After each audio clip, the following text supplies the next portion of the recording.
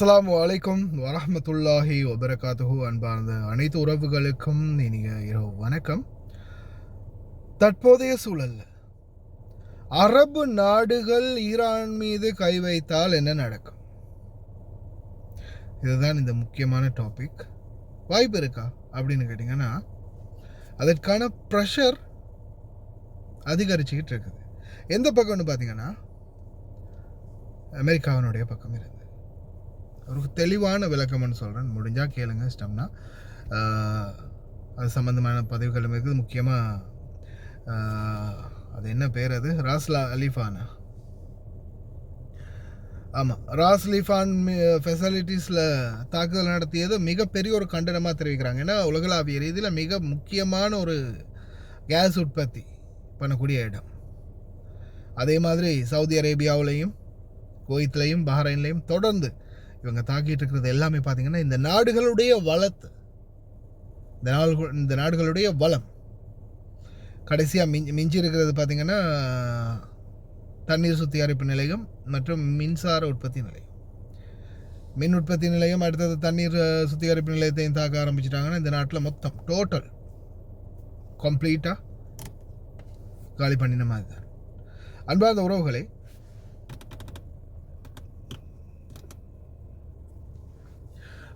இப்போதைய சூழலில் இதை நான் உங்களுக்கு ஃபார் எக்ஸாம்பிளாக, ஏன்னா இதை நிறைய அனாலிசிஸ்ட், அதே மாதிரி அரசியல் சம்பந்தமான ஆய்வாளர்கள், பேராசிரியர்கள் இது சம்மந்தமாக தொடர்ந்துமே ஒவ்வொரு விடயங்களை, கருத்துக்களை தெரிவிச்சிட்டு இருக்கிறாங்க. பப்ளிஷாக இதில் டிவி சேனல்லையே, குவைத்துடைய முக்கியமான டிவி சேனல்லையே அது அவங்க பேட்டி எடுக்கிறாங்க. அந்த சம்மந்தமான வீடியோக்கள் நிறையவும் உங்களுக்கு போட்டுக்கிறேன். உங்களுக்கு எப்படியுமே அதை போட்டு அரபி நிறைய பேருக்கு தெரிய போகிறதில்ல, அதனால் அது போடுறதும் வேஸ்ட். ஆனால் அதை பற்றின ஒரு குறிப்பொன்று உங்களுக்கு நான் எடுத்து வைக்கிறேன். உதாரணம் உங்களுக்கு தெளிவாக சொல்லணுமா இருந்தால், ஒரு கேரம் போர்டு, அவங்க எல்லாருக்கும் தெரிஞ்ச ஒரு கேம் கேரம் போர்டு. இந்த கேரம் போர்டில் குயின் ரெட் கலரில் ஒன்று இருக்குதா, கருப்பு மற்ற கலரில் 2 காய் இருக்குதா, அதே மாதிரி ஒரு டிஸ்க் இருக்கும் இல்லையா, அப்படி தெரிக்கிறது. இப்போது இந்த அரபு நாடுகள் தான் அந்த டிஸ்க். அந்த பக்கம் காயின் போடுறதுக்கும் இந்த பக்கம் காயின் போடுறதுக்கும் குயினை போடுறதுக்கும் எதை போடுறதுக்குமே யூஸ் பண்ணுறது எது? அரபு நாடுகள். என்ன காரணம்னா, ஈரான் எதுக்காக அரபு நாடுகளுக்கு அடிக்கிறாங்க?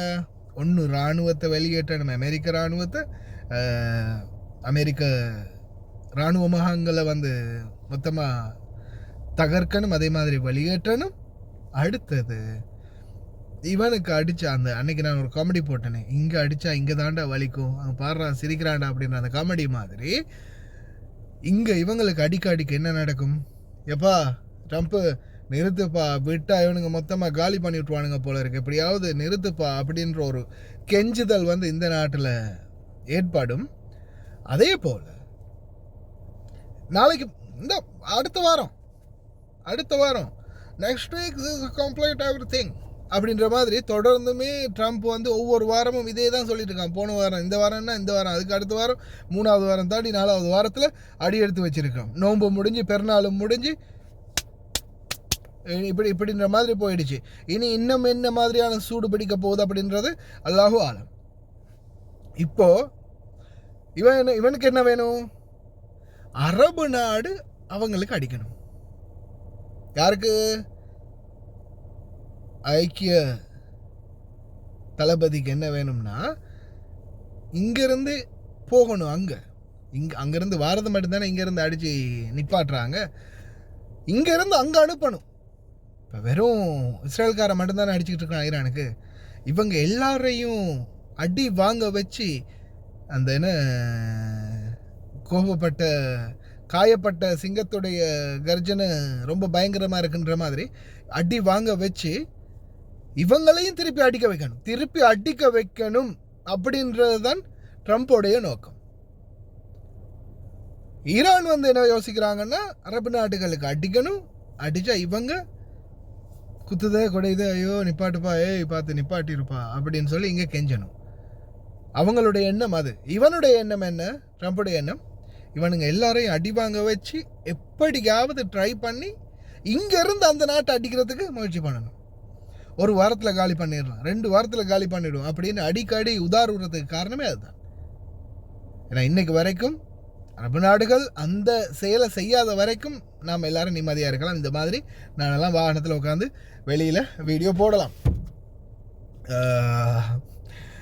ஆனால் அரபு நாடுகள் அவங்களுக்கு அடிக்க ஆரம்பிச்சுட்டா அதுக்கப்புறம் இப்படி கையால் இப்படி எரிஞ்சிக்கிட்டு இருந்ததை ஒன்றா எரிஞ்சிக்கிட்டு இருந்ததை மொத்தமாக அந்த வயலில் உரம் வீசுவாங்க தெரியுமா, இப்படி கையில் எடுத்து இப்படி வீசுவாங்க, சிதற விடுவாங்க அந்த யூரியா உரம்.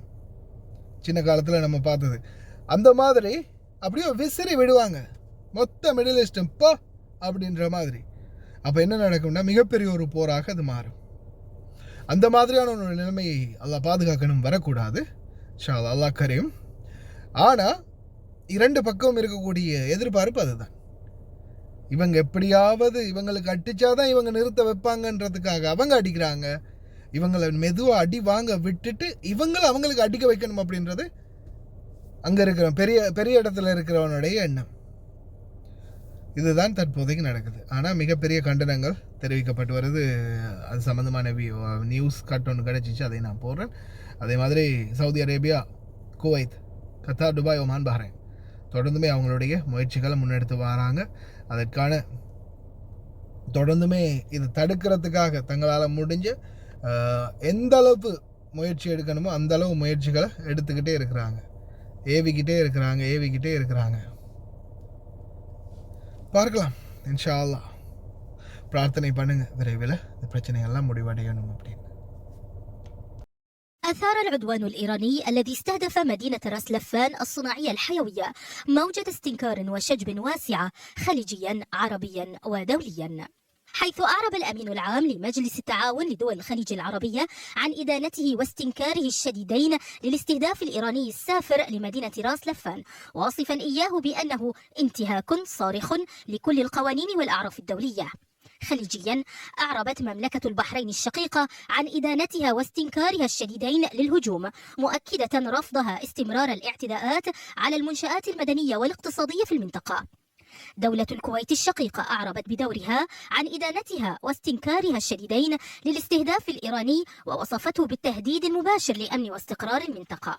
من جانبها عبرت دولة الإمارات العربية المتحدة الشقيقة عن إدانتها واستنكارها الشديدين للاعتداء، مؤكدة تضامنها ووقوفها الكامل مع قطر ودعمها المطلق لكافة الإجراءات التي تتخذها لصون وحماية أمنها. كما استنكرت سلطنة عمان الشقيقة الاستهدافات التي طالت منشآت الطاقة في قطر ودول الخليج، داعية لخفض التصعيد ووقف الأعمال العسكرية. كما أدانت جامعة الدول العربية الهجمات الإيرانية، معتبرة أن استهداف منشأة راس لفان الصناعية يمثل انتهاكا واضحا للقانون الدولي ومبادئ حسن الجوار. جمهورية مصر العربية الشقيقة أدانت كذلك الاعتداءات التي وصفتها بالآثمة على منشآت البنية التحتية في دولة قطر وباقي دول مجلس التعاون الخليجي. من جانبه ندد الاتحاد الأوروبي بقيام إيران باستهداف منشآت الطاقة، محذرا من جر المنطقة إلى مزيد من الفوضى. وكانت فرق الدفاع المدني قد تمكنت من السيطرة على جميع الحرائق التي اندلعت جراء الهجوم الصاروخي على منشآت المدينة، فيما أكدت وزارة الداخلية عدم تسجيل أي إصابات بشرية، مشيرة إلى أن الوضع في الموقع تحت السيطرة، مع استمرار الجهود لضمان سلامة المنشآت وعودة النشاط إلى طبيعته.